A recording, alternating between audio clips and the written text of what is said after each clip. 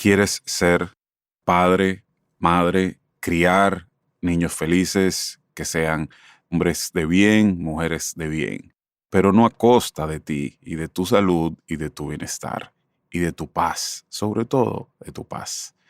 El camino es el autocuidado. Por eso, hoy en Learning On Podcast hablamos de autocuidado para quienes crían con Vida Gaviria, modo mamá. Learning On. Learning On. Porque educar es aprender. Con Alci Cruz.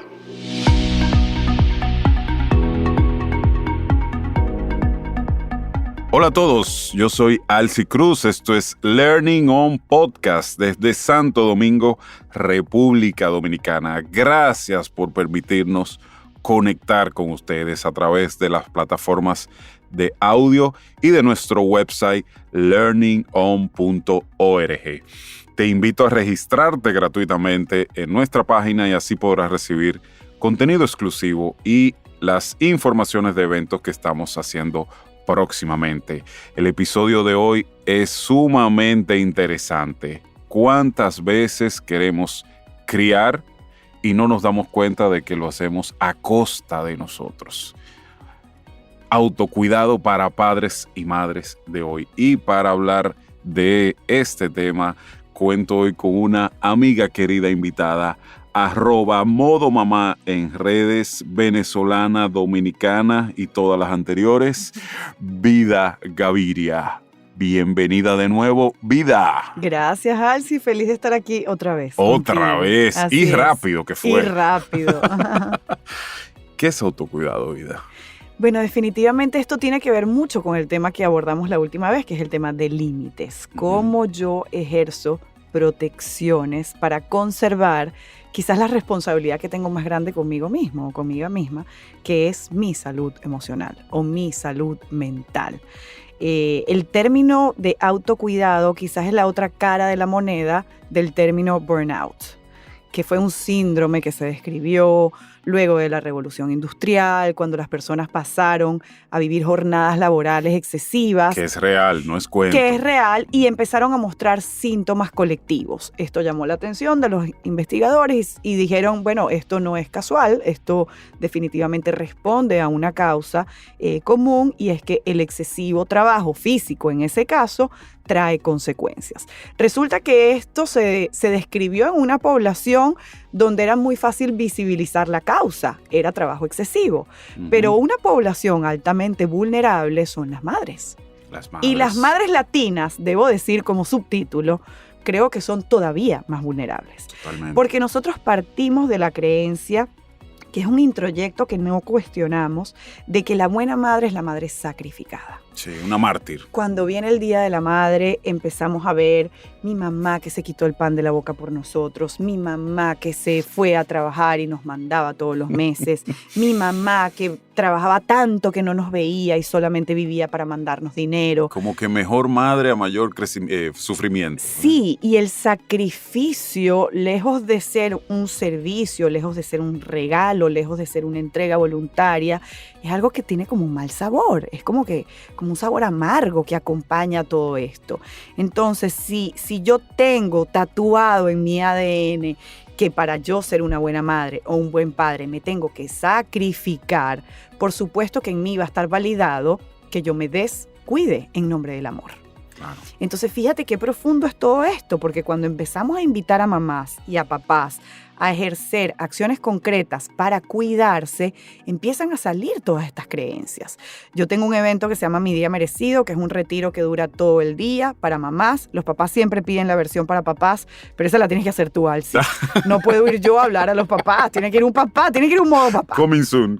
Exacto. Entonces, y empiezas a ver las resistencias de mamá que dice, ay no, un domingo entero, ¿cómo yo me voy a ir? Si ese es el único día que mi esposo está disponible disponible. Bueno, pero es un domingo al año. Hasta culpa, arrastrando por culpa. Por supuesto, porque es la otra cara de la moneda. Entonces, ¿y cómo yo me voy a ir ese día si mi hijo seguro tiene una práctica de béisbol ese día? Bueno, pero ¿cuántas prácticas de béisbol tienes los domingos a lo largo del año? Que tú te tomes 8 horas para ti, no va a pasar nada, tú regresas a tu casa y vas a tener la misma cantidad de hijos y la misma cantidad de problemas y todo el mundo va a estar ahí, a diferencia de que tú te vas a sentir mejor. Pero fíjate qué interesante el proceso de ver la cantidad de excusas válidas, nobles, justificadísimas, para entonces yo seguir alejada de mí. Para no cuidarse. Para no cuidarme. Y en este proceso de acompañarnos a autocuidarnos, porque ojo, es una práctica que yo invito a hacer, pero que también hago para mí y que no siempre se me da fácil. Yo he reconocido en mí que la señal más rápida y efectiva en mi caso se llama migraña. Migraña. Mi trabajo es muy intelectual, igual que el tuyo. Yo uso la cabeza para trabajar, para crear, para conversar, para entregar, para acompañar. Entonces, cuando mi cabeza ya está cerca de su límite, viene una migraña a decirme, vida, baja el ritmo. Hay una alarma y se prende una lucecita en el tablero, definitivamente. Pero en otros casos es importante entender cuál es la señal. Hay un límite, que no sé si te lo puedo contar ahora o luego de la pausa, que hemos naturalizado socialmente, y es la enfermedad. Aguántalo ahí para que podamos hacer una pausa. Estamos conversando sobre autocuidado en Learning On con Vida Gaviria. Una pausa breve. Únete a nuestra comunidad en Twitter, Instagram y Facebook. @Learning On Podcast.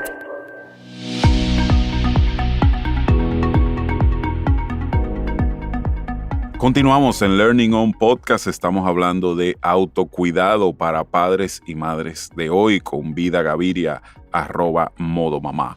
Vida, hablábamos de que la enfermedad a veces es una forma de expresión de esa alarma de que nos estamos afectando, de que estamos sufriendo. ¿A qué te referías con eso? Sí, pero lo alarmante es cómo la aceptamos. Porque la enfermedad saca el tiempo que yo no saco para ponerme a mí una pausa, un reposo para bajar el ritmo. Fíjate en este ejemplo que yo me inventé y que he compartido mucho, que es una situación como bien cotidiana, ¿no? Imagínate que yo trabajo en una oficina y tengo un horario y que de repente me dicen, Vida, el viernes necesitamos que te quedes hasta la noche porque hay que entregar tal cosa el lunes y bueno, necesitamos que te quedes hasta las 8, 10 de la noche, pedimos algo de cenar.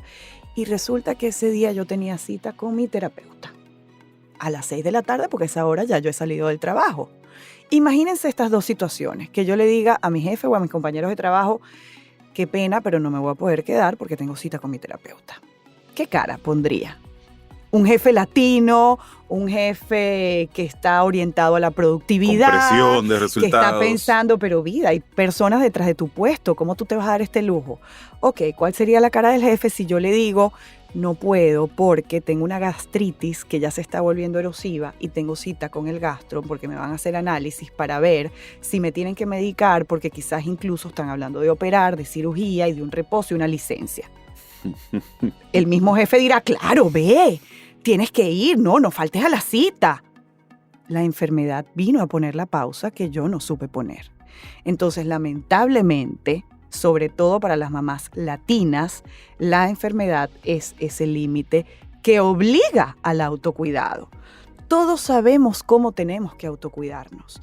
Todos sabemos que necesitamos hacer más ejercicio, que necesitamos tomar más agua, que necesitamos dormir más, que necesitamos comer mejor, que necesitamos cuidar nuestras relaciones. Pero ¿por qué no lo hacemos?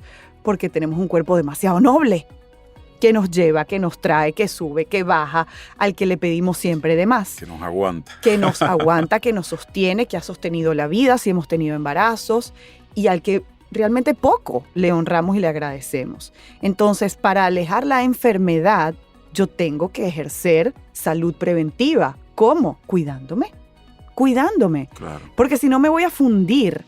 Y además nos toca a los padres de esta generación lidiar con un concepto que es tenaz, como dicen los colombianos, que es el fulano multitasking, Alci. Sí. Yo una vez estuve espiando la conversación de una gente en un aeropuerto porque era inevitablemente interesante.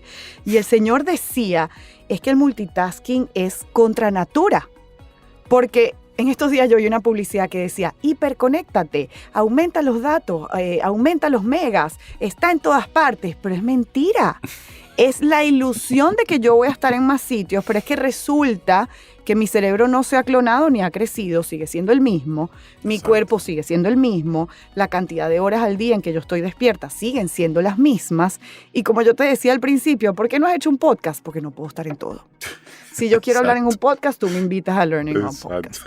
Pero realmente para autocuidarme tengo que autoconocerme. Si hay un exceso de invitaciones y yo por compromiso digo que sí a todas y después termino con gastritis, con tortícolis, amargada, dejé de hacer cosas que para mí eran importantes, yo me descuidé.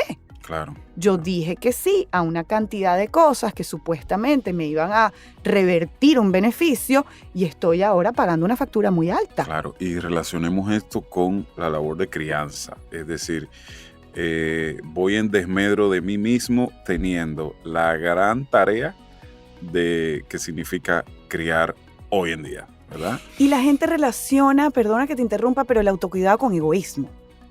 O sea, cómo yo, después de que pasé 8 horas fuera de mi casa, me voy a regalar 20 minutos oyendo una meditación en el estacionamiento. O cómo yo voy a entrar al gimnasio. O cómo yo voy a llamar a una amiga para tomarnos un café. Pero la grandísima diferencia es que quien llega a su casa después de 8 horas sin haber hecho esa limpieza de CPU, ¿verdad? Va a ser la mamá presente, pero quizás bruja. Exacto. La diferencia es que la otra mamá puede llegar y estar 20 minutos menos, pero es una mamá más sana y Claro. más saludable y más disponible. Claro, y que podrás responder al desafío que es criar hoy en día de mejor manera, por lo menos en mejor ánimo, ¿verdad?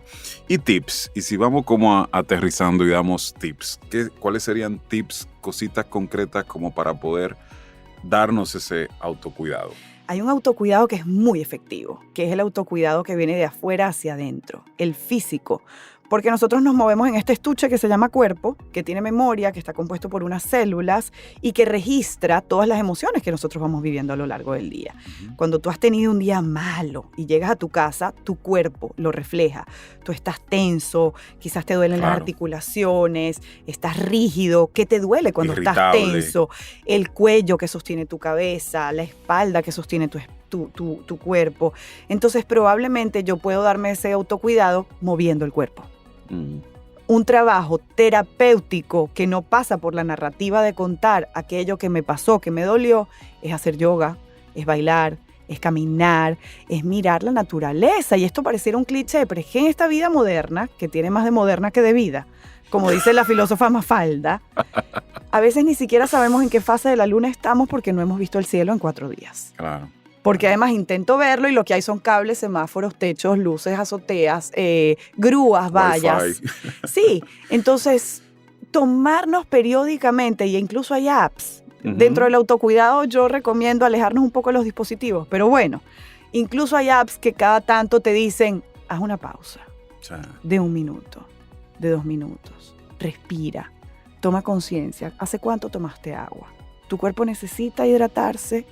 ¿Necesitas en este momento conectar con esa notica que te hizo tu hijo, tu hija en la última página del reporte que estás entregando en el trabajo? Entonces, esos pequeños espacios donde yo vuelvo a mí son prácticas de autocuidado. Una vez una mamá nos regaló un ejemplo maravilloso porque ella decía, el autocuidado a mí me cuesta porque tengo niños pequeños y tengo un trabajo con horario. Porque sabemos que mientras más pequeños son los niños, menos espacio tengo yo de dármelo a mí, porque estamos todavía dando a ese ser que es absolutamente dependiente. Ella decía, antes de llegar a casa ya yo identifiqué un espacio en la calle donde yo me paro de un lado de la vía, donde no molesto a nadie, donde estoy segura porque hay gente pasando y ahí respondo mensajes, oigo una conferencia que me interesa o pongo un playlist que me sube el ánimo y bailo yo sola en el carro. Son 15, 20 minutos que me regalo para mí. Y allí entonces yo hago esa limpieza que necesito para dejar afuera todo lo que tiene que ver con ese banal y ruidoso mundo que me acompaña en el día a día para poder llegar entonces a mis hijos estando yo en la mejor calidad. Y esto además se va a revertir en que mis hijos van a ver que mamá se cuida, que papá se cuida y que entonces ellos también van a saber cuidarse. Es decir, te escucho y traduzco esto en algo bastante concreto. Es más sencillo de lo que nos imaginamos. Hasta más barato, Alci. Y es más barato de lo que porque ¿cuánto cuesta una medicina contra caminar en el parque? Oh, y tampoco esperar el premio mayor, porque a veces uno habla con la gente y la gente dice, bueno, es que mi autocuidado tiene que ser una gran recompensa, tiene que ser el crucero por las Islas Griegas. De 5 estrellas, entonces me mato trabajando para poderme pagar el crucero. Exacto. Para ir cerrando, tengo que hacerte esta pregunta y tiene que ver con reinventarse, pero en este momento entonces podemos vincularlo con autocuidado. Uh-huh. ¿Cómo vida se ha reinventado para autocuidarse?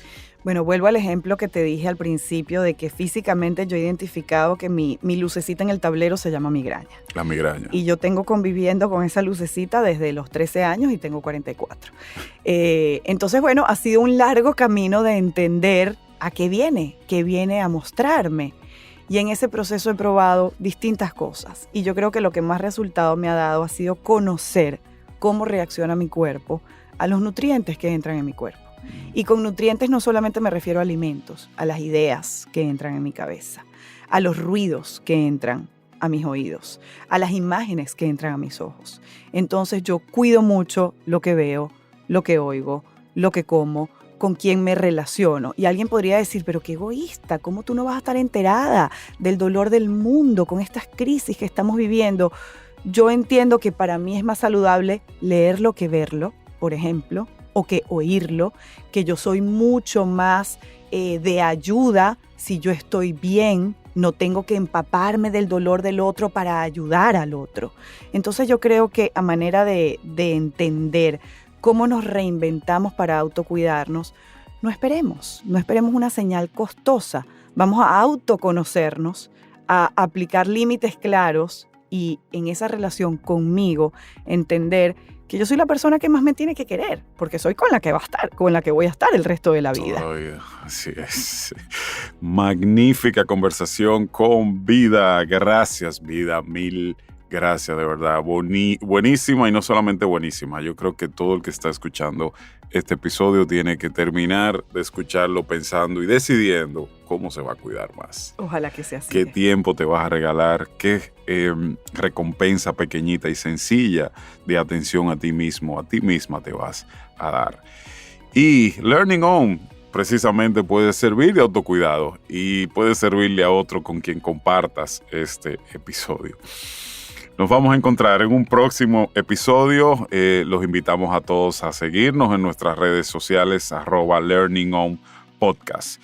Yo soy Alci Cruz desde Santo Domingo, República Dominicana. Y recuérdalo siempre, educar es aprender.